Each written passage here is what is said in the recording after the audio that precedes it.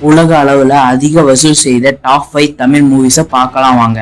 நம்ம 5வது இடத்துல பார்க்க போகிறது 2022 முன்னணி நட்சத்திரங்கள் பலரின் நடிப்பில் வெளியான பொன்னியின் செல்வன் பாகம் 1 சுமார் 450 கோடியிலிருந்து 500 கோடி வரைக்கும் வசூல் செஞ்சிருக்கு.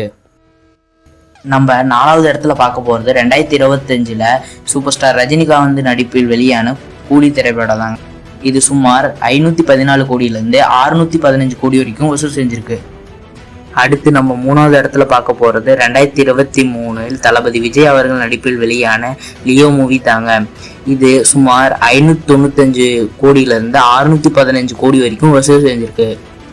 அடுத்து நம்ம 2வது இடத்துல பார்க்க போகிறது 2023 சூப்பர் ஸ்டார் ரஜினிகாந்த் நடிப்பில் வெளியான ஜெயிலர் திரைப்படம் தாங்க.